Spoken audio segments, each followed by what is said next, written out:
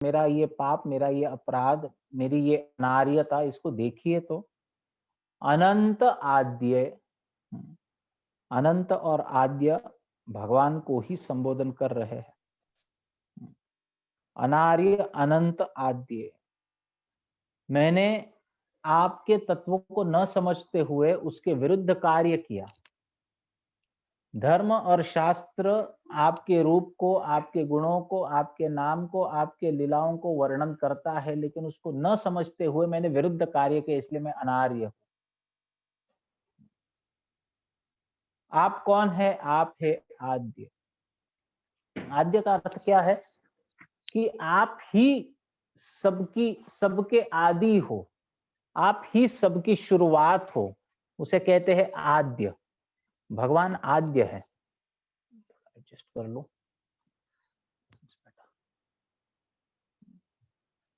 भगवान आद्य है, वो आदि है, वो सबके आदि है।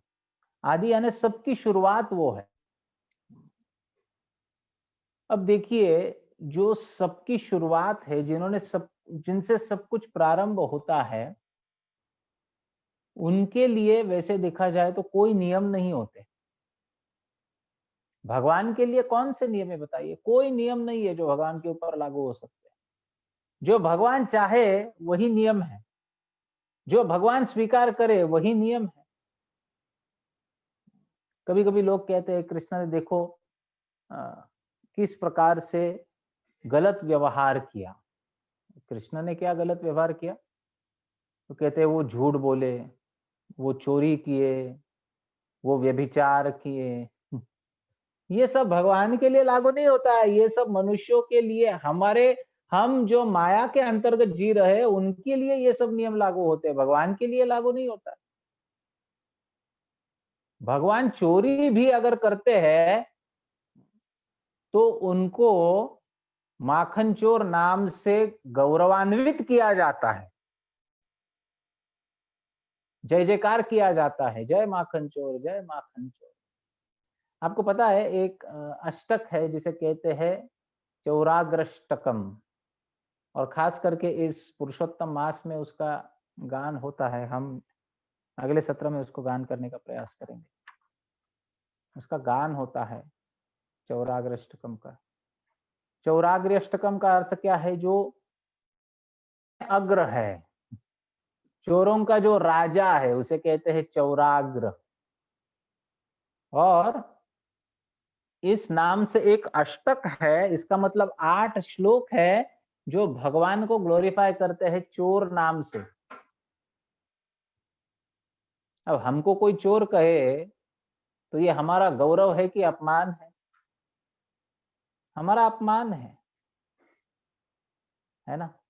क्योंकि हम माया के अंतर्गत बंधे हुए। लेकिन भगवान को अगर कोई चोर कहता है तो भगवान इसे स्तुति के रूप में स्वीकारते हैं। अगर कोई कृष्ण को माखन चोर कहते हैं तो कृष्ण उसे स्तुति के रूप में स्वीकारते हैं। वो इसको स्वीकार करते हैं कि मेरे भक्त मुझे गौरवान्वित कर रहे, मेरा गुणगान कर रहे। चोरी करना मेरा गुण है। चोरी करना कभी सद्गुण हो सकता है, लेकिन भगवान चोरी, ये चोरी भी दिव्य है ना? गोपियां चाहती थी कि कृष्ण हमारे घर पर आए और आवे, वो प्रार्थना करती थी और कृष्ण भी जाते थे। और जब जाते थे तो गोपियां यशोदा मैया से उनकी उलाहना भी करती थी, उनकी तकरार भी करती थी। तो भगवान ये सबसे बड़ा आनंद उठाते थे, क्योंकि जब गोपियां उलाहना करती है तो माता डांटती है, और जब माता डांटती है तो भगवान को, कृष्ण को बड़ा आनंद आता है। माता मोरे पुत्र भावे करे न बंधन, अति हीन मान्य करे लालन पालन। भगवान कहते हैं मुझे बहुत अच्छा लगता है, माता मुझे डांटती है, मुझे फटकारती है, मुझे मुझे बांध कर रखती है, और मुझे बहुत हीन मानती है, दीन मानती है, मुझे बेचारा मानती है, मुझे छोटा बच्चा मानती है, मुझे अ, एक असहाय बालक मानती है और मेरा लालन और पालन दोनों करती है। लालन का अर्थ है लाड करना, पालन का अर्थ है आवश्यकताओं को पूरा करना। तो लालन और पालन दोनों माता करती है, मुझे दीन मानते हुए। अति दीन माने करे लालन पालन। तो कृष्ण को ये आनंद देने वाली बात है। उन्हें अच्छा लगता है जब कोई उनके ऊपर अधिकार जताता है। अगर एक बार भी कोई कह देना कि हे कृष्ण मैं आपका हूं, हे प्रभु मैं आपका हूं, तो भगवान लुढ़ जाते हैं उस व्यक्ति को शरण देने के लिए, लेकिन कभी उसका धिक्कार नहीं हो सकता है, वो उसको कभी ठुकरा नहीं सकते। भगवान कुछ भी करेंगे लेकिन उस व्यक्ति को वो कभी नजरअंदाज नहीं करते, कभी इग्नोर नहीं करते हैं, जो एक बार इसको कह दे कृष्ण के सामने हाथ जोड़, हे कृष्ण मैं आपका हूं और आप मेरे हो। भगवान कुछ भी करते हैं उस व्यक्ति के लिए जो इस भाव को कल्टीवेट करता है। आमी तोमार तुमी अमार। मैं वो श्लोक को भूल गया हूँ, एक बहुत सुंदर श्लोक है, शायद रामायण में या पद्म पुराण में है, जो एक बार ऐसे कह दे कि मैं आपका हूं, भगवान उसके प्रति अपना सब कुछ लुटाने के लिए तैयार होते हैं। तो वे आदि है, वे सबकी शुरुआत है। उनका किसी से कंपटीशन नहीं है, ना किसी का उनसे कोई कंपटीशन है। बहुत बार इस जगत में जो कुछ भी ट्रांजैक्शंस होते हैं वो कंपटीशन को चल लेकर होते हैं। कंपिटिटिव स्पिरिट होता है हमें, और हमारा एक ईगो है वो अलग कंपटीशन में लगा हुआ है ना। लेकिन कृष्ण को ऐसी कंपटीशन वाली कोई बात नहीं है। इसलिए वे एक तो उन्हें कोई हरा सकता नहीं है, वे अजित है, उन्हें कोई परास्त नहीं कर सकता है। लेकिन अगर कोई उन्हें परास्त करे प्रेम से, तो वो और आनंदित होते हैं और सुखी होते हैं, और उनको उनके मन में प्रेम उत्पन्न होता है। तो इस प्रकार भगवान आदि है। ब्रह्मा जी कहते हैं आप आदि है, आप तो मेरे भी स्वामी है, मेरे भी ईश है, इसलिए ईश शब्द है। पश्येश में अनार्यम अनंत आद्य, आप आदि है, आप ईश है, आप सबके सबके आदि है, मेरे भी आप आदि है। परात्मनि, और आप परात्मनि है, आप परमात्मा हो, आप परमात्मा हैं। त्वयि अपि, आप परमात्मा है, त्वयि अपि, फिर भी देखिए मेरा दुस्साहस क्या है। पश्येश में अनार्यम, त्वयि अपि परात्मनि मायि मायिनी मायाम वितत्येक्षुतम भवम ययम किनैच्छम इवार्चिर अग्नम। तो आप परमात्मा हो, आप मेरे स्वामी हो, आप आदि हो, लेकिन मेरा दुस्साहस देखो मैंने क्या करने का प्रयास किया। आप जो मायाधिपति हो, आपके ऊपर मैंने मेरी माया फैलाने का मैंने प्रयास किया। माई मायिनी मायाम, मे मायाम वितत्येक्षितुम आत्म वैभवम, और मैंने मेरी माया, मैं मायाम वितत्येक्षितुम, मैंने मेरी माया आपके ऊपर फैलाने का प्रयास किया। और इतना ही नहीं, इस माया से आपको आच्छादित करने का प्रयास किया, और साथ ही साथ आपके वैभव को, आपकी शक्ति को, आपकी ऐश्वर्य को आच्छादित करने का मैंने प्रयास। ये मेरी दुष्टता तो देखो, मेरा दुस्साहस तो देखो। किसको आच्छादित करने का प्रयास किया? तो कहते हैं जो माया के स्वामी हैं, माया पूरी तरह जिनके नियंत्रण में रहती है, उनको माया से आच्छादित करने का मैंने प्रयास किया। कितना बड़ा दुस्साहस, कितना बड़ा इग्नोरेंस है मेरा। क्या कहा जाए इस इग्नोरेंस को?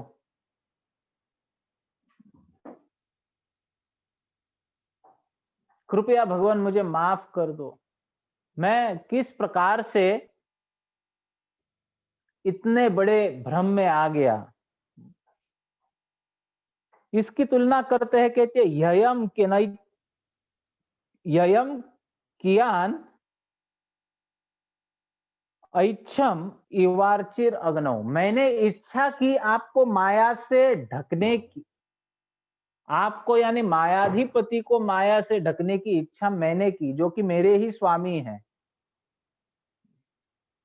मैंने मेरे स्वामी को माया से ढकने की इच्छा की है। इस प्रकार से है जिस प्रकार अर्चिर अग्नौ, इव अर्चिर अग्नौ, जिस प्रकार एक चिंगारी अग्नि को जलाने की चेष्टा करे। अगर चिंगारी अग्नि को जलाने की चेष्टा करे तो अग्नि को फर्क पड़ने वाला है? कण मात्र भी फर्क नहीं पड़ेगा। चिंगारी अग्नि से निकलती है।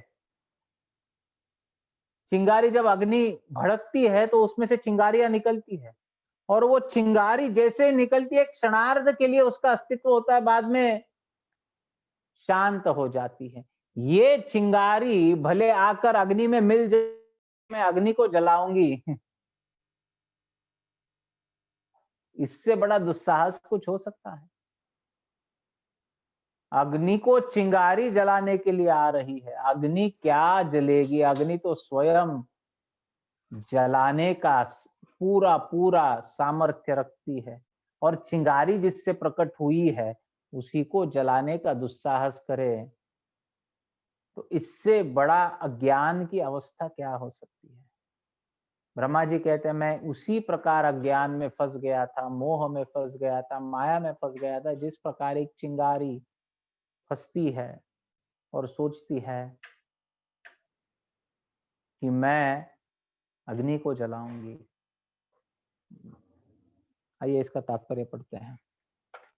विशाल अग्नि से अनेक चिंगारियां निकलती है जो उसकी तुलना में नगण्य होती है। यदि एक छोटी चिंगारी मूल अग्नि को जलाने का प्रयास करे तो यह प्रयास उपहासात्मक होगा। इसी प्रकार अखिल ब्रह्मांड के स्रष्टा, अखिल ब्रह्मांड के सृष्टा ब्रह्मा भी ईश्वर की शक्ति की नगण्य चिंगारी है। इसलिए ब्रह्मा द्वारा परमेश्वर को मोहित करने का प्रयास निश्चित रूप से हास्यास्पद था। ब्रह्मा यहाँ पर भगवान कृष्ण को ईश कहकर संबोधित करते हैं, जो यह सूचित करता है कि कृष्ण न केवल सबों के स्वामी अपितु भगवान के निर्देशन में ब्रह्मांड का सृजन करने वाले उन ब्रह्मा के भी स्वामी है जो भगवान के ही शरीर से उत्पन्न। तो भगवान श्री कृष्ण हर एक के स्वामी हैं। भागवत में जगह जगह पर यह सत्य की स्थापना हुई है कि भगवान श्री कृष्ण सबके स्वामी हैं।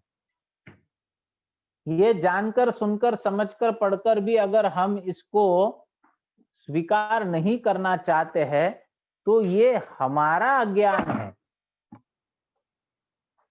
इसमें और कोई कारण नहीं, ये हमारा अज्ञान है। हम मोह से बाहर निकलना नहीं चाहते हैं। हम इतना मोहित है माया के द्वारा कि हम इस बात को समझना नहीं चाहते। भगवान सबके स्वामी हैं, आपके, हमारे, देवताओं के, देवियों के, शिव के, ब्रह्मा के, सबके स्वामी। और भागवत में ही यही लोग कहते हैं। कभी कभी लोग कहते हैं इस्कॉन वाले पागल है, ये कहते हैं कि कृष्ण सबके भगवान है, कि बाकी के भगवान क्या मर गए क्या? ये हरे कृष्णा करते इसलिए कहते हैं कि कृष्ण सबके स्वामी है। हमने तो सुना है कि कृष्ण विष्णु के अवतार है, और ये कहते हैं कृष्ण विष्णु के भी स्वामी है। जो लोग भागवत ठीक से पढ़े नहीं है ना, उनको कुछ समझ में नहीं आएगा। और वो भ्रमित ही रहेंगे। और एक तरफ से देखा जाए तो उन्हें भ्रमित रहना ही अच्छा है। क्योंकि अर्धवट ज्ञान प्राप्त करके, आधा अधूरा ज्ञान प्राप्त करके गलत फहमी को फैलाने से अच्छा है कि वो अज्ञान में ही रहे। लेकिन जिस क्षण व्यक्ति भागवत की शरण लेता है ना, उस क्षण उसे पता चलता है कि बड़े बड़े देवी देवता, ब्रह्मा, शिव, इंद्र, चंद्र, मरुत, वायु, वरुण, सब मिलकर भगवान की स्तुति करते हैं। और पता है, देवतागण जब भगवान की स्तुति करने जाते हैं क्षीर सागर पर, है ना, क्षीर सागर के तट पर रहते हैं, अंदर जाने की उनको अनुमति नहीं है।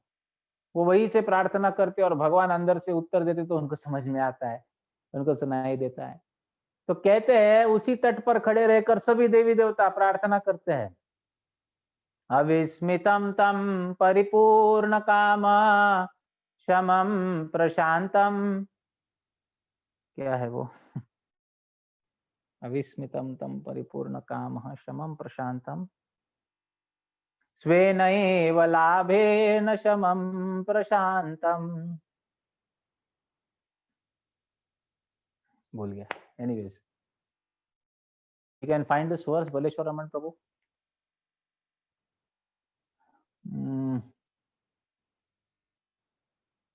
अविस्मितम तम परिपूर्ण कामम स्वेनैव लाभेन शमम प्रशांतम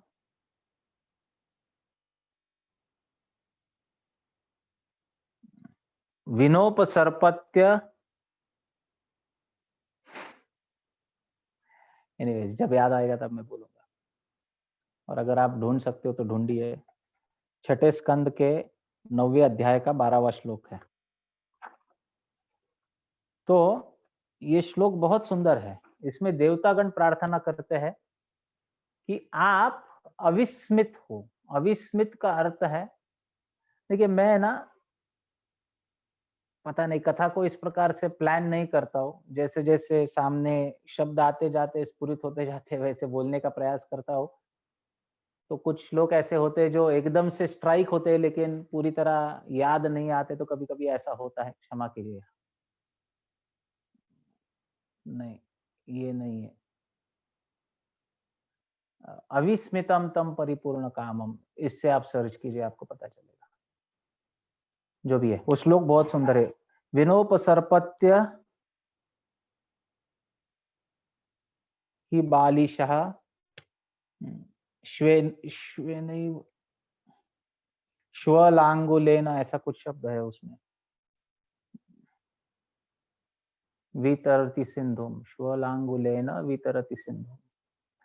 तो देवतागण क्या प्रार्थना करते हैं, देखिए भगवान से कहते हैं कि आप अविस्मितम हो। विस्मित होना यानी, स्मित का अर्थ है हंसी।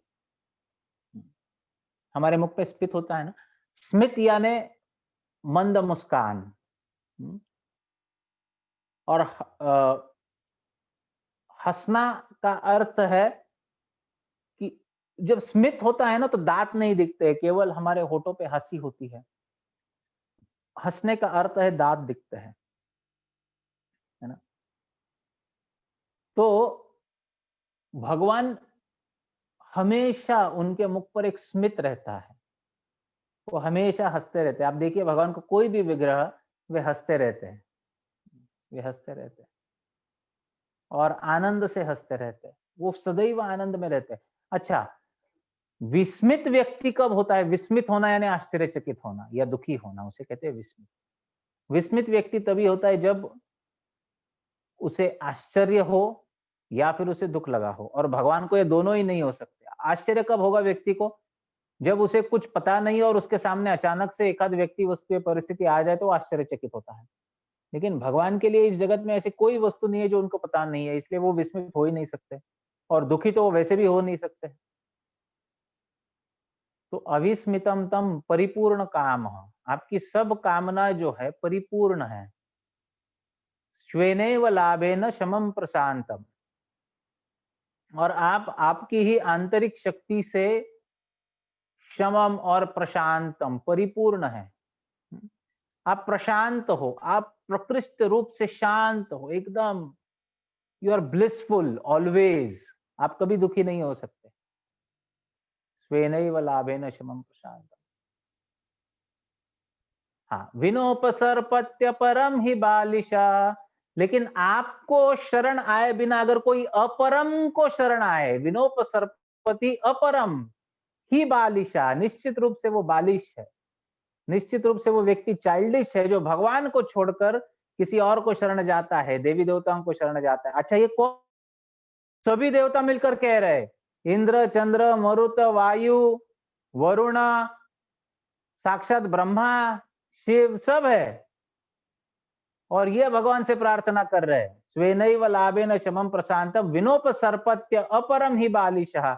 आपको शरण आए बिना अगर कोई अपरम को शरण जाता है तो वो बालिश है, वो इमेच्योर्ड है, उसे पता नहीं है, वो इग्नोरेंट है। और उसकी ये एक्टिविटी, उसका ये कार्य, भगवान को शरण जाए बिना किसी देवी देवता को शरण जाने का जो उसका कार्य है वो किस प्रकार से है? तो कहते हैं श्वलांगुलेन अतितरति सिंधुम। श्वलांगुलेन अतितरति सिंधुम। श्व का अर्थ कुत्ता, लांगुल का अर्थ होता है पूंछ। कुत्ते को स्वाभाविक रूप से तैरना आता है। आप किसी भी नवजात कुत्ते को भी, थोड़ा बहुत बड़ा हो, उसको पानी में फेंक दोगे तो वो तैर लेगा, वो डूबता नहीं है कभी, वो तैर सकता है। कुत्ते को तैरना आता है।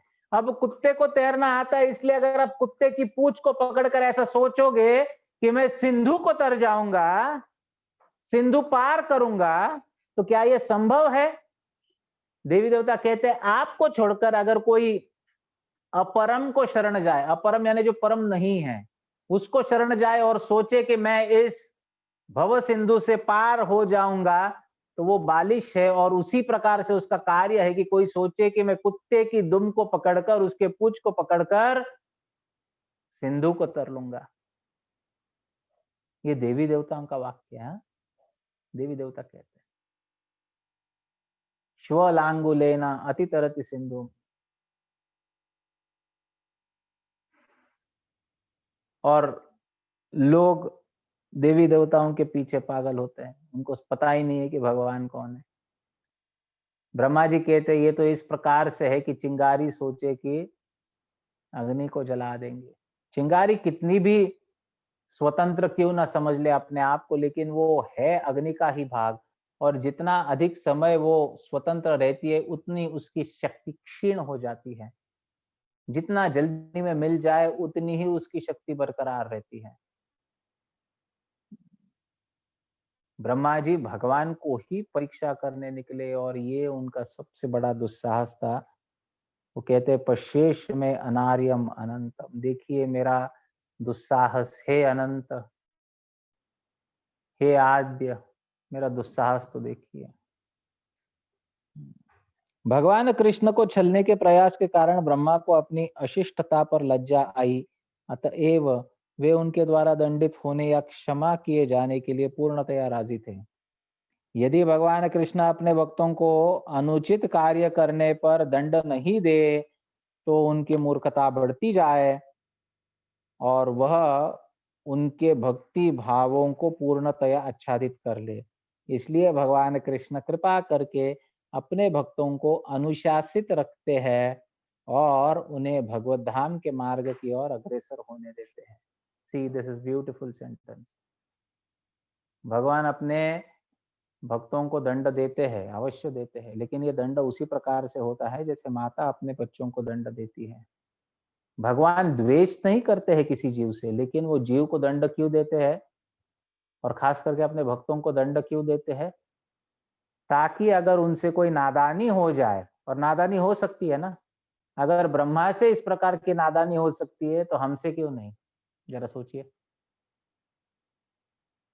ब्रह्मा से अगर नादानी हो सकती है, ब्रह्मा किस प्रकार से बचपना कर बैठे, अगर ब्रह्मा से ये बचपना हो जाता है तो हमसे क्यों नहीं? और जब भी हमसे ऐसी नादानी होगी तो हमें दंड मिलेगा। हम हरे कृष्ण महामंत्र का जप करते हैं, भगवान का दर्शन करते हैं, प्रसाद ग्रहण करते हैं, भागवत सुनते हैं, कीर्तन करते हैं, इसका अर्थ ये नहीं है कि अच्छा 22वां श्लोक है क्या? मैं 12वां कह दिया, ठीक है, कोई प्रॉब्लम नहीं। 6, 9, 22 9 ही है ना, 9 चैप्टर है ना प्रभु। ठीक है। तो इस प्रकार भगवान अपने भक्तों को दंड देते हैं। क्यों देते हैं? ब्रह्मा जी को भी दंड दिया। ब्रह्मा जी को क्या दंड दिया है ना, ये बाद में जाके पता चलेगा। वो कृष्ण भगवान की ब्रह्मा की तरफ देखे ही नहीं, देखे ही नहीं। ब्रह्मा जी पूरा अध्याय वो केवल पश्चाताप करते। आज हम 10वें श्लोक पर आए हैं, लेकिन 61 श्लोक पूरा पश्चाताप ही पश्चाताप है ब्रह्मा का। It is beautiful, it's a beautiful chapter. तो भगवान दंड देते हैं ताकि मूर्खता भक्तों की ना बढ़े। कभी कभी भक्त भी मूर्खों जैसा व्यवहार करते हैं ना, हो जाता है, माया के प्रभाव में हम भौतिक जगत में है तो हो जाता है। लेकिन इसको बढ़ावा नहीं देना चाहिए, इसको सुधारना चाहिए। इसलिए भगवान समय समय पर क्या करते हैं, हमको सुधारते हैं। हमारे कर्मों की शिक्षा देकर, दंड देकर हमको सुधारते हैं, और वो हमारे लिए अच्छा है। भगवान की कृपा से हमको ये मौका मिलता है कि हम सुधर जाए।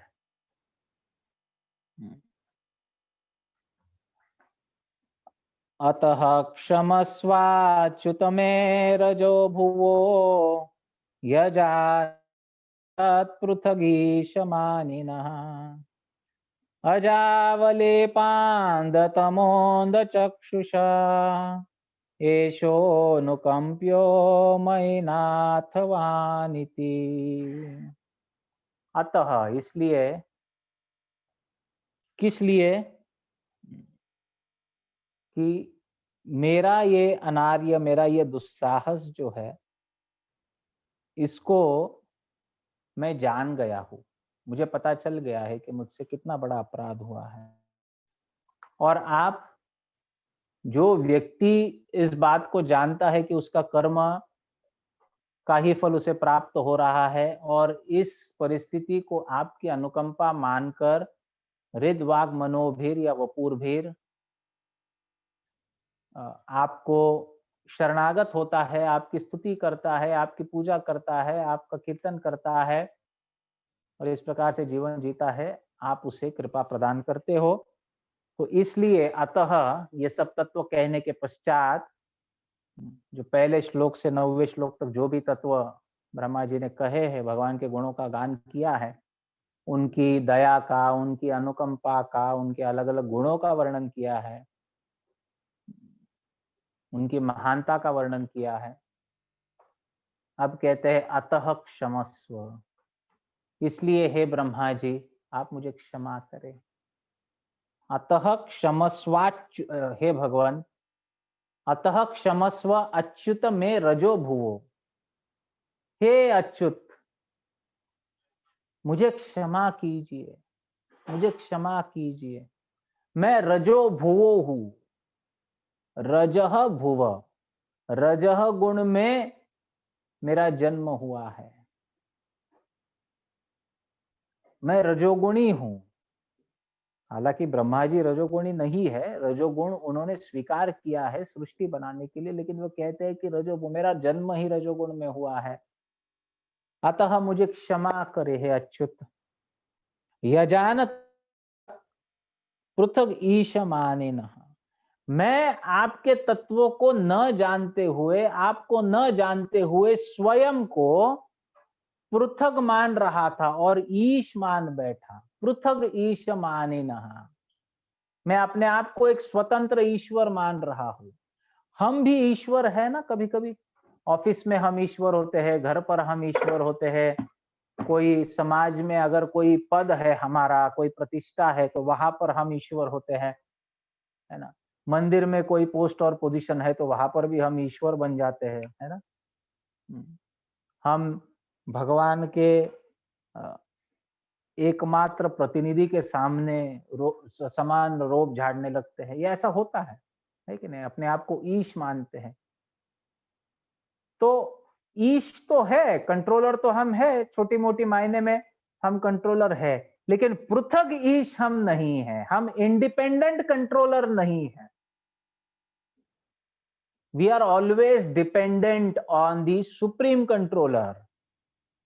हम तो केवल एक एक्सटेंडेड आर्म की तरह है भगवान के, जो केवल और केवल भगवान की इच्छा से ही कार्य कर सकते हैं। जिस क्षण हम भगवान के इच्छा से अलग होकर, पृथक होकर, स्वयं की इच्छा से कार्य करने लगेंगे, उस दिन हम फंस जाएंगे। That is the day when we will definitely be illusion. जैसे ब्रह्मा जी इल्यूजन में आ गए, ब्रह्मा जी इग्नोरेंस में आ गए, ब्रह्मा जी मोह में आ गए, माया में आ गए। पक्का हम मोहित हो जाएंगे जिस क्षण हम सोचते हैं कि हम भगवान से पृथक होकर एक अलग कंट्रोलर है। We become entangled in ignorance. ऐसा होता है। अजानतस्त्व पृथगीश मानिनः, त्वत् पृथगीश, आपसे पृथक मैं अपने आप को मानकर ईश मान रहा था, कंट्रोलर मान रहा था, इंडिपेंडेंट कंट्रोलर अपने आप को मान रहा था। अज, हे अज, अवलेप अंध तमो अंध चक्षुषः एषोनुकंप्यो मयिनाथ वानिति। हे अज, हे अजन्मे भगवान, ये क्यों हुआ मेरे साथ? क्योंकि मेरे जो चक्षु है ये अंध हुए थे, अंधा हो चुका था। क्यों अंधा हो चुका था? अवलेप तमोंध। तमोंध का अर्थ है डार्कनेस ऑफ इग्नोरेंस। इग्नोरेंस के डार्कनेस की वजह से, अज्ञान के अंधकार की वजह से जो मेरे आंखों पर पट्टी बंधी थी, उससे मेरी आंखें अंधी हो चुकी थी और मैं आपको ठीक से देख नहीं पाया। और ये तमोंध कहां से आया है? तो कहते हैं रजो भुवो, मैं रजोगुण में उत्पन्न हूं, इसलिए ये अज्ञान मुझ में है और अज्ञान की वजह से मैं आपको ठीक से देख नहीं पाया और इसलिए मैंने ये दुस्साहस किया और अपने आप को पृथक ईश मानिनः, अपने आप को पृथक ईश्वर मानने लगा। हालांकि मैं सृष्टि का सृष्टि करता हूं, मैं पृथक नहीं हूं, लेकिन अपने आप को पृथक यानी अलग, सेपरेट, इंडिपेंडेंट, अपने आप को इंडिपेंडेंट मानने लगा। कितना बड़ा दुस्साहस। अब मुझे ये पता चला है, अब मुझे मेरी गलती का एहसास हुआ है, अब मुझे मेरे अपराध का अनुभव हुआ है। एषोनुकंप्यो मयि नाथवान इति, मुझ जैसे नाथवान को, नाथवान किसे कहते हैं? नाथवान उस व्यक्ति को कहते हैं जिसका कोई नाथ हो, जिसका कोई आश्रय हो। मुझ जैसे नाथवान व्यक्ति को आप कृपा करके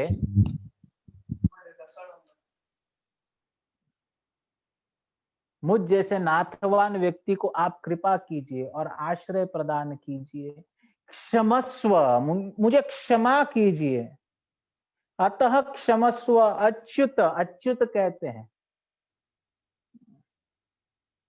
देखिए, हमसे दुस्साहस हो सकता है, हमसे गलती हो सकती है, हमसे अपराध हो सकता है, हमसे पाप हो सकता है, लेकिन आप तो अच्युत है ना।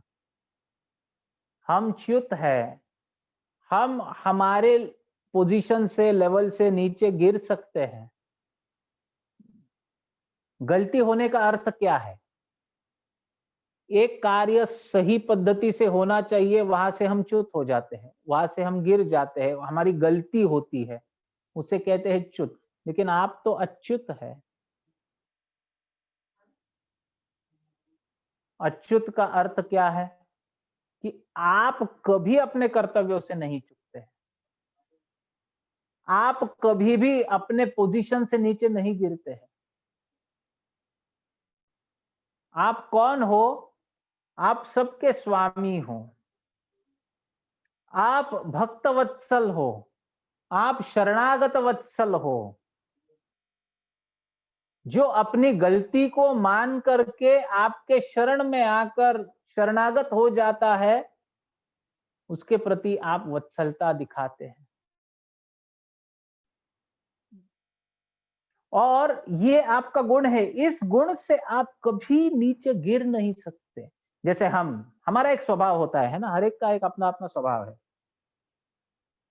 तो हमारा स्वभाव होता है कि चाहे किसी का स्वभाव हो कि वो उसे बहुत जल्दी पर दया आती है, करुणा आती है, कि किसी का स्वभाव हो कि वो बहुत जल्दी गुस्सा होता है, किसी का स्वभाव हो कि वो बहुत अच्छी तरह से दान देता है, कि किसी का स्वभाव हो कि वो उसे शास्त्र कंठस्थ होता है, किसी का स्वभाव हो कि वो अपने आप को एक्सटेंड करके मिशन में बहुत अच्छी सेवा करता है, किसी का स्वभाव हो कि वो बहुत मीठा बोलता है, किसी का स्वभाव हो कि वो बहुत अच्छी तरह से सुन सकता है। ऐसा है ना, हर किसी का अपना अपना एक स्वभाव होता है। एक या एक से ज्यादा गुणों का ब्लेंड हमारे स्वभाव में होता है। अब जो बहुत मृदु बोलता है, क्या वो कभी कठोर वचन नहीं बोल सकता क्या? बोलेगा ना। जिसे शास्त्र पूरी तरह से कंठस्थ है, क्या वो कभी शास्त्र का एक आध श्लोक भूल नहीं सकता है क्या? भूलेगा ना। जो दूसरों के ऊपर हमेशा दया कृपा करुणा दिखाता है, क्या वो कभी कठोर नहीं बन सकता है क्या? बनेगा ना। तो अपने स्वभाव से हम विरुद्ध कार्य कर सकते हैं, इसमें कोई पाप की बात नहीं है, गलती की बात नहीं है, ये तो मानवता का एक नियम है। सामान्यतः वो व्यक्ति मीठा बोलता है, लेकिन कभी कभी वो कठोर बोल सकता है। इसका अर्थ उसके मूल स्वभाव से वो हट गया ऐसा नहीं होता है। सामान्यतः जेनेरिकली स्पीकिंग यस, बट कभी कभी वो विरुद्ध दिशा में कार्य कर सकता है। हम हमारे स्वभाव के विरुद्ध भी कभी कभी कार्य कर सकते हैं, इसलिए हम च्युत है। हम किसी भी एक पोजीशन पर फिक्स्ड नहीं रहते, हम उस पोजीशन से फॉल हो सकते हैं, चाहे अच्छी हो चाहे बुरी हो। We leave that position and fall down, इसलिए हमको च्युत कहा गया है। परंतु भगवान अच्युत है, वो उनके स्वभाव से जरा भी नहीं हिलते। शरणागत को कृपा करना, भक्तों के ऊपर वत्सलता दिखाना, हर जीव के प्रति समदृष्टि से रहना, ये उनका स्वभाव है, वो कभी भी इससे हिलते नहीं। इसलिए उन्हें अच्युत कहा गया है। और ब्रह्मा जी अच्युत कह रहे भगवान को ये याद दिलाने के लिए कि देखिए मैं आपको शरणागत हो रहा हूं, लेकिन आपका भी कर्तव्य है कि मुझ पर आप कृपा करें, मेरे अपराध को आप क्षमा करें। इसलिए उन्हें अच्युत कह रहे हैं। अतः क्षमस्व अच्युत में रजो भू, हे अच्युत इसलिए आप मुझे क्षमा करो। किस लिए क्षमा करो? क्योंकि आप अच्युत है ना। और मैं आपको शरण आया हूं, इसलिए आप मुझे क्षमा करो।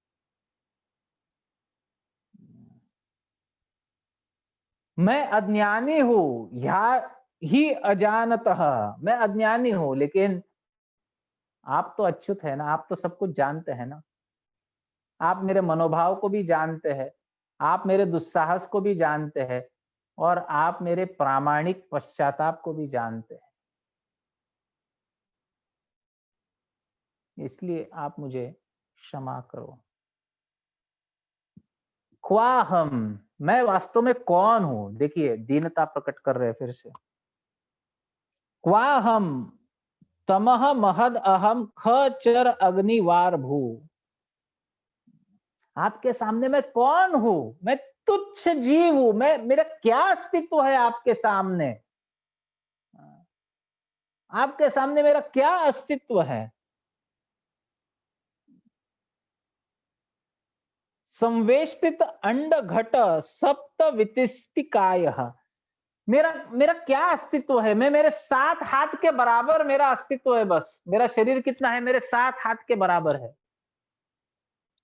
सप्त वितिस्ति काय, मेरी काया कितनी है? 7 हाथ बराबर मेरी काया है, उतना ही मेरा वजूद है और कुछ नहीं है। मेरा अस्तित्व मेरे 7 हाथ के बराबर है और मैं संवेष्टित हूं, मुझे डाला गया है। कहाँ डाला गया है? तो अंड घट, एक ब्रह्मांड रूपी एक जो घट है, पॉट है, उसमें मुझे डाला गया है। पॉट में क्या क्या समाहित है? तो इस पॉट में समाहित है, इस घट में समाहित है महद, पूरा महत तत्व इसमें समाहित है। और क्या है? ख, ख यानी आकाश इसमें समाहित है। चर, वायु इसमें समाहित है। अग्नि, अग्नि इसमें समाहित है। वाह, जल इसमें समाहित है। और भू, पृथ्वी इसमें समाहित है। ये सब के साथ मैं एक नगण्य 7 हाथ की ऊंचाई वाला व्यक्ति इस पूरे बड़े से घट में मुझे डाला गया है, जिसमें पृथ्वी, जल, अग्नि, वायु, आकाश समेत संपूर्ण महत्त्व इसमें है। क्वेद्रुक विदा अविगण अविगंड पराणुचर्या वातद्वय। तो ये उस प्रकार से है। किस प्रकार से है बोलते हैं? ये देखिए कितना बड़ा आश्चर्य है। कहा आपके शरीर से इस प्रकार से इद्रुक एक अंड है ना, एक ब्रह्मांड है जिसमें मुझे और महत्त्व के साथ डाला गया है और मेरी काया केवल 7 हाथ की है। इस प्रकार से अविगणित अंड पराणुचर्या, अविगणित अनंत अंड, अनंत ब्रह्मांड, अनंत घटांड, अंड घट जो भी आप कहिए, ऐसे अनंत ब्रह्मांड जो है ये परमाणु की तरह, एक एटम की तरह रोम विवरस्य वाताध्व रोम विवरस्य चते महित्वम। आपके रोम रोम से, एक एक रोम छिद्र से ऐसे अनंत ब्रह्मांड निकलते हैं और इसमें समाहित हो जाते हैं। उसी प्रकार जिस प्रकार एक खिड़की से अनंत धूलि के कण अंदर आते हैं और बाहर जाते हैं, उस प्रकार आपके शरीर से अनंत कोटि ब्रह्मांड निकलते हैं और समाहित होते हैं। और मैं 7 हाथ की काया रखने वाला एक नगण्य जीव इस ब्रह्मांड में डाला गया हूं। यही मेरा अस्तित्व है और कुछ नहीं। इसे कहते हैं संबंध ज्ञान। क्या संबंध है मेरा इस सृष्टि के साथ? क्या संबंध है मेरा हे भगवान आपके साथ? और क्या संबंध है भगवान आपकी सृष्टि के साथ? इस संबंध को ब्रह्मा जी याद दिला रहे हैं या अपने आप को याद दिला रहे हैं। मैं नगण्य हूं। ये इतना बड़ा ब्रह्मांड, जरा सोचिए, संपूर्ण आकाश, संपूर्ण वायु, संपूर्ण जल, अग्नि और भू का साइज कितना हुआ? ये सब एक घट में डाला गया है और उस घट में मुझे भेजा गया है। ये कौन कह रहे? ब्रह्मा कह रहे। क्या वजूद है मेरा? मेरा वजूद केवल 7 हाथ का है। मेरी ऊंचाई 7 हाथ की है। इतना ही मेरा वजूद है। और आपका अस्तित्व क्या है? ये जो इतना बड़ा ब्रह्मांड है वो एक परमाणु की तरह आपके रोम छिद्र से निकलता है और समय आने पर उसमें ही समाहित हो जाता है। यस्यैक निश्वसित कालमथावलंब्य जीवन्ति लोम विलजा जगदंडनाथा विष्णुर्महांस इह यस्य कला विशेषो गोविंदम आदि पुरुषम तमहम भजामि। ब्रह्म संहिता में ही ब्रह्मा जी कहते हैं, क्या कहते हैं? यस्यैक निश्वसित कालम अथावलंब्य, एक निश्वसित काल तक जितना समय होता है, यथ अवलंब्य, जितना समय एक निश्वसित काल, निश्वसित काल यानी हमारी श्वसन क्रिया में 2 क्रियाएं होती है, एक निश्वसन एक्सहेलेशन और एक इनहेलेशन उश्वसन। एक निश्वसन, एक उश्वसन। जिनके एक निश्वसित काल तक केवल ब्रह्मा जी की संपूर्ण आयु है। यस्यैक निश्वसित कालम अथावलंब्य जीवंती लोम विलजा जगदंडना। उनके एक निश्वसित काल तक जिनका पूरा जीवन है, किनके निश्वसित काल तक? महाविष्णु के। किनका जीवन है? ब्रह्मा के। ब्रह्मा सामने ही। वे महाविष्णु कौन है? तो कहते हैं विष्णुर महान स इह यस्य कला विशेषु।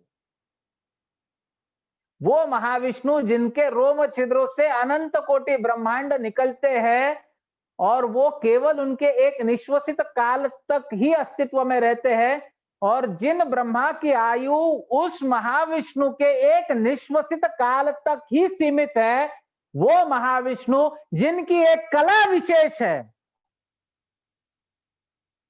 विष्णु और महान स इह यस्य कला। एक कला, कला का अर्थ क्या है? एक होता है अंश, एक होती है कला। अंश का अर्थ है कला। वे महाविष्णु जिनकी एक कला विशेष है, गोविंदम आदि पुरुषम तम हम भजामि। उस गोविंद का हम भजन कर रहे हैं, उस कृष्ण का हम भजन कर रहे हैं। ब्रह्मा जी उन्हीं कृष्ण के बारे में इतना बड़ा अपराध, अब देखिए रियलाइज कर रहे, साक्षात भगवान श्री कृष्ण को एक छोटा ग्वाल बाल मानकर मोहित हो गए बेचारे, मोहित हो गए। अब पश्चाताप की बारी उनके ऊपर आई है। बहुत ऑकवर्ड फील कर रहे खुद को। कहते क्या स्थिति है मेरी। जिस प्रकार एक खिड़की से अनंत कोटि कण धूलि के अंदर बाहर करते रहते हैं, उस प्रकार आपके शरीर से अनंत कोटि ब्रह्मांड अंदर बाहर करते रहते हैं, और मैं उस ब्रह्मांड के अंतर एक नगण्य 7 हाथ वाला जीव हूं बस। अगर ब्रह्मा की ये स्थिति है तो जरा सोचिए हमने कितनी पगड़ियां पहननी चाहिए। हम इतना अहंकार करते हुए घूम रहे हैं, मैं या हूं, मैं वह हूं। वो कोई कुछ नहीं है। एक न जाने कहां से आया हुआ तुच्छ विषाणु हमको पूरी तरह स्टैंड स्टिल स्टॉप कर दिया। क्या अस्तित्व है हमारा? कुछ नहीं है। जितना जल्दी हम इस बात को स्वीकार करें, उतना ही जल्दी हमारे जीवन के दुखों का अंत होगा। अन्य तो भगवान ही बचावे। हरे कृष्ण कृष्ण कृष्ण हरे हरे, हरे राम राम राम हरे हरे। ग्रंथराज श्रीमद् भागवतम की जय। श्रील जय प्रभुपाद की जय। जय गौर आनंदे। हरि हरि बोल। किसी का कोई प्रश्न है तो पूछिए। हरे बोल। दशरथ प्रभु, आपका प्रश्न मुझे याद है। आगे हाँ प्रभु जी। उस विषय में वर्णन आएगा तब मैं उस प्रश्न का उत्तर दूंगा, क्योंकि वो बड़े डिटेल में उत्तर देना पड़ेगा और वो रेफरेंस आएगा तब मैं उत्तर दूंगा। ठीक है प्रभु जी। और किसी का कोई प्रश्न?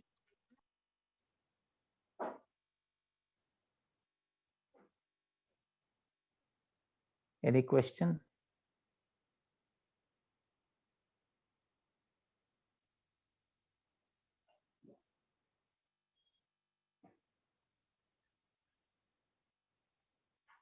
No questions? हरे कृष्ण प्रभु, दंड प्रणाम। दंडवत। प्रभु एक्चुअली ब्रह्मा जी के बारे में, मतलब जो अलग अलग ब्रह्मांड है उसमें अलग अलग ब्रह्मा है, तो ये प्रभु मतलब अलग अलग ब्रह्मा है तो वो मतलब ही इज मतलब उसका एक ये कैसा है, मतलब उनका जो पद है वो पद अलग अलग होता है या एक ही है जो हर जगह में बसते हैं ब्रह्मा, हर ब्रह्मांड में एक ही ब्रह्मा है? नहीं नहीं नहीं, अलग अलग ब्रह्मांडों में अलग अलग ब्रह्मा है, और वो पद है। ब्रह्मा एक पद है, वो व्यक्ति नहीं है। तो जो जीव उसके लिए क्वालिफाई होता है उन्हें वो पद मिलता है। मतलब अच्छा, मतलब जिसकी डिवोशनल सर्विस उतनी पावरफुल है उसके हिसाब से उसको ये एक जीव ही है जो उसको ब्रह्म पद मिल जाएगा। हाँ, जीव ही है, ब्रह्मा जीव है। सभी देवी देवता शिव को छोड़कर जीव है। All demigords other than Lord Shiva, ये जीव है।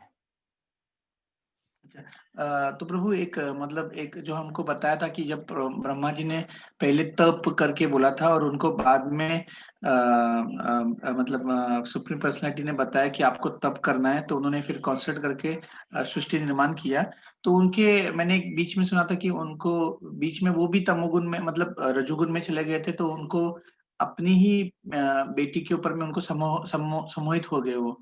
तो प्रभु वो हर बार हर ब्रह्मांड में रिपीट होता है या एक ही ब्रह्मांड की बात है वो? नहीं, वो हर ब्रह्मांड का मुझे पता नहीं है, ये ब्रह्मांड में तो and it doesn't make a difference हर ब्रह्मांड में रिपीट होता है कि नहीं होता है वो स्पेसिफिक लीला। लेकिन ब्रह्मा रजोगुण को स्वीकार किए हैं सृष्टि रचना के लिए। तो और अभी यहाँ पर भी वो कन्फेस कर रहे हैं कि मैं रजो भुवो हूँ, मैं रजोगुण में जन्मा हूँ। तो रजोगुण से संपर्क है ब्रह्मा का, तमोगुण से संपर्क है शंभू का।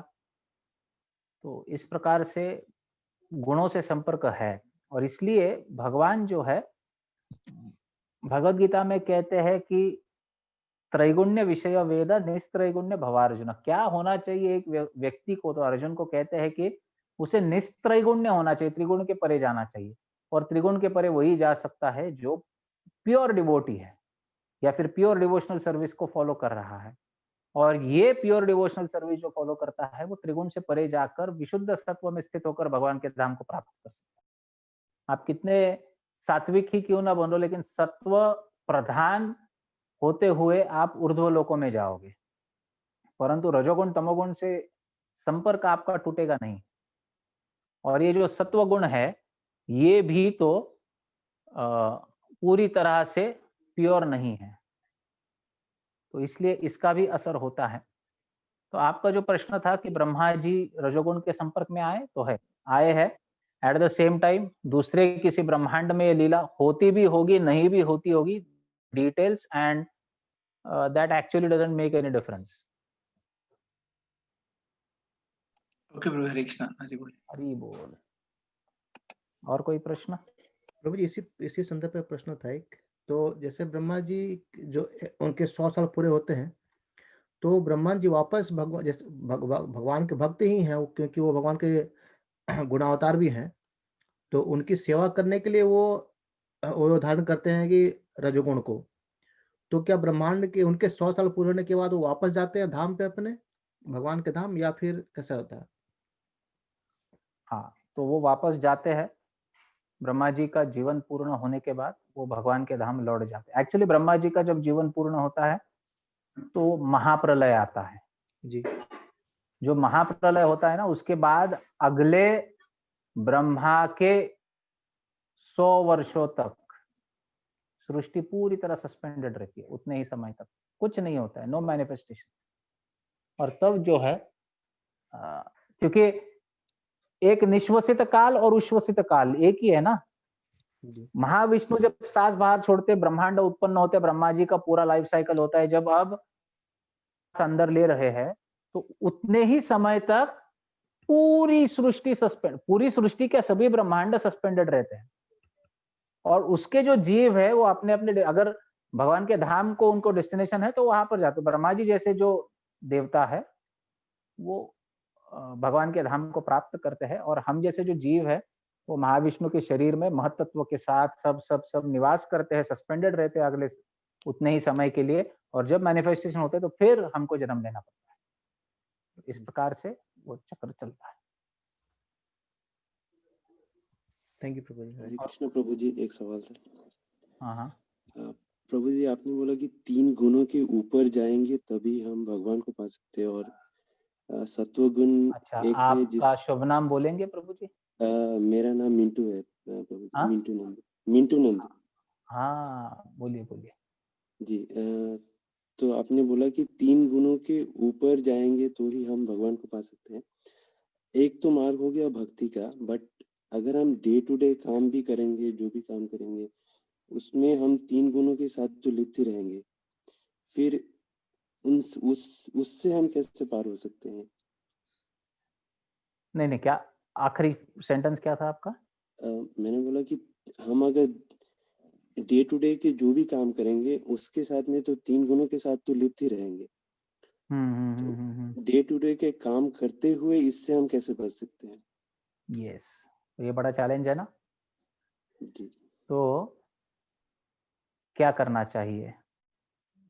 त्रिगुण के ऊपर जाना ये इतना आसान नहीं है। भक्ति करने का उद्देश्य क्या है कि एक ना एक दिन हमें वैराग्य प्राप्त हो डे टू डे एक्टिविटी से, और कहीं ना कहीं जाके हम इसको त्याग करें। जरूरी नहीं है कि आज तुरंत आप त्याग करो। उम्र का और हमारे पारिवारिक जिम्मेदारियों का और हमारे आध्यात्मिक शक्ति का, चेतना का ओवरऑल अगर परमिटेशन कॉम्बिनेशन परमिट करता है तो हमको अवश्य भौतिक कार्यकलापों से एक प्रकार से रिटायर होके, निवृत्त होके भक्ति में प्रवृत्त होना चाहिए, भक्ति में क्रियाओं में प्रवृत्त होना चाहिए। अन्यथा ये पूरी तरह असंभव है। आप अगर त्रिगुण के संपर्क में ही नित्य रूप से हो तो निस्त्रिगुण्य कैसे बन जाओगे? ये संभव नहीं है। और इसलिए भक्ति आपको तैयार कर रही है कि वो स्टेप के लिए आप तैयार हो जाए। कहीं ना कहीं तो जाके आपको निवृत्त होना पड़ेगा, कहीं ना कहीं तो जाके आपको भक्ति में प्रवृत्त होना पड़ेगा। अभी तो हम जस्ट सस्टेनेंस के लिए जो कर रहे हैं वो कर रहे हैं, लेकिन एक्चुअल प्रोग्रेस कब आएगा? जब आप पूरा फोर्स, पूरी शक्ति, पूरी एनर्जी, पूरा रिसोर्सेस आपके लगा दोगे आपके कृष्ण कॉन्शियसनेस को बढ़ाने के लिए, तब एक्चुअल प्रोग्रेस प्रारंभ होगा। अच्छा, ये करके भी आप निस्त्रिगुण्य हो जाओगे इसका कोई गारंटी? कोई गारंटी नहीं। भगवान की कृपा होगी तो अभी भी निस्त्रिगुण्य हो जाएंगे। भगवान सभी नियमों के परे है। तो इसलिए भक्ति के द्वारा भगवान की कृपा प्राप्त करनी होती है। भगवान की कृपा हो जाए तो अभी हम निस्त्रिगुण्य हो जाएंगे, अभी त्रिगुण से परे हो जाएंगे। तो भगवान की कब इच्छा किसके प्रति हो ये कोई नहीं बोल सकता है। हम हमारा कार्य करेंगे, हम भक्ति करेंगे। अब जैसे भगवान की इच्छा है वैसे वो हमको फैसिलिटी देंगे, वैसे वो हमको सुविधा देंगे, गाइडेंस देंगे, इंस्पिरेशन देंगे, संग देंगे, वैष्णवों का, गुरु का, सदगुरु का, शास्त्र का संग देंगे, और उसका लाभ लेकर हम इस भव सागर से पार हो सकते हैं। तो ये सब भगवान की कृपा और इच्छा के ऊपर निर्भर है। प्रयास हमको करना है। Does it satisfy your question? जी प्रभु जी, हरे कृष्ण, थैंक यू। हरि बोल। प्रभु जी हरे कृष्णा, दंडवत प्रणाम। दंडवत प्रणाम। प्रभु जी जड़ भरत होते थे, निस्त्रैगुण्य होते का? या जड़ भरत ये शुद्ध भक्त थे और विशुद्ध सत्व में स्थित थे, इसलिए अब आप कहोगे कि फिर उनको शिक्षा कैसे मिली, वो हिरण के जन्म में कैसे गए, फिर जड़ भरत के जन्म में कैसे आए? तो ये सब कभी-कभी भगवान की लीला भी होती है। अगर ये भगवान की लीला नहीं होती, भगवान की इच्छा से नहीं होता तो उस हिरण के जन्म में उन्हें भगवान का स्मरण नहीं होता। तो भरत महाराज हिरण के जन्म में आए, हिरण के जन्म से जड़ भरत के शरीर में आए, तो उनको भगवान का स्मरण नहीं होता 2 जन्मों के बाद भी। तो ये भगवान की कृपा से ही था। वैसे भरत महाराज का फॉल डाउन नहीं हुआ था। ये तो दर्शाने के लिए कि हमको भक्तों के संग में रहना कितना आवश्यक है। अगर भक्तों के संग से हम पिछड़ जाते हैं तो कभी भी हमारा फॉल डाउन हो सकता है।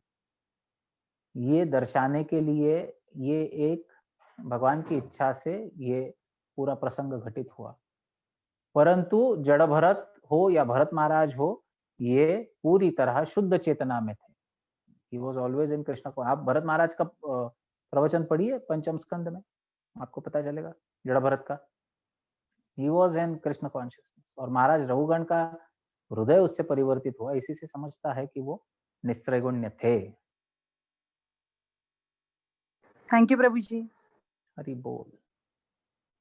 Any more questions?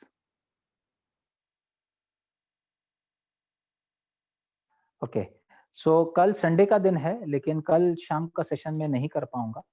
हम सोमवार को ठीक 8:30 बजे फिर से मिलेंगे और 12वें श्लोक से आगे ये चर्चा प्रारंभ रखेंगे। तो ये कोई फॉर्मल कथा के रूप में हम नहीं जा रहे, it's a very informal discussion, और ये करते रहेंगे। एक आध दिन बीच में गैप भी हो जाए, लेकिन फिर से जुड़ेंगे और इस प्रकार से ये कथा आगे चलती रहेगी। आपने देखा होगा मीटिंग आईडी और डिटेल्स जो है वो सेम है। एक आध दिन अगर मैं नहीं भी भेज पाया तो आप उसी लिंक के ऊपर क्लिक करोगे तो आपको इस सेशन में आप ज्वाइन कर सकते हैं। हरे कृष्णा हरे कृष्णा, हरे बोल प्रभु। Yes, प्रभु हम प्रभु। हम आपके हरे कृष्णा टेलीविजन पे लेक्चर सुनते हैं, बहुत ही बढ़िया है प्रभु वो लेक्चर, बहुत अच्छा लगता है। थैंक यू सो लेकिन मच। प्रभु वहां पे आपकी तबीयत थोड़ी मुझे थोड़ी अलग दिखाई, अभी आपकी तबीयत थोड़ी मतलब मुझे डाउन लग रही है। समय के प्रभाव से सब कुछ परिवर्तित होता है, शरीर भी परिवर्तित होता है। सही में मतलब वहां पे और आपका ये लुक में थोड़ा फर्क नजर आ रहा है मुझे, इसीलिए। लेकिन प्रभु बहुत ही बढ़िया लेक्चर है वो, हम सुनते हैं हरे कृष्ण टेलीविजन पे। हरे कृष्ण, हरे कृष्ण बहुत प्रभु। बहुत धन्यवाद। हरे कृष्ण। एक्चुअली मुझे शांतिदा मालदीनी माता जी ने जोड़ा है इसमें। मैं मस्कत से ज्वाइन कर रहा हूँ प्रभु, मैं मस्कत अच्छा। में हूँ प्रभु। हाँ। Very good. तो एक्चुअली हम लोग यहाँ पे हरे कृष्ण टेलीविजन पे आपके हमेशा लेक्चर सुनते हैं। तो बहुत ही अच्छा लगा प्रभु। मैं कोल्हापुर का हूँ एक्चुअली। बाद आप कृपा करते रहिए और इसी प्रकार उत्साह बढ़ाइए हमारा, जिससे कि हम कृष्ण कथा में और रुचि ले सके और कथन कर सके। आप सब भक्तों के उत्साह के बलबूते पर ही हम ये कथन कर सकते हैं। ठीक है प्रभु। हरे कृष्णा, हरे बोलदान हरे प्रणाम। हरे कृष्ण कृष्ण कृष्ण कृष्ण कृष्ण हरे हरे, हरे राम राम राम राम राम हरे हरे। ग्रंथराज श्रीमद् भागवतम की जय। जय प्रभुपाद की जय। जय। प्रेमानंदे हरि हरि हरि बोल, हरि हरि बोल, हरि हरि बोल।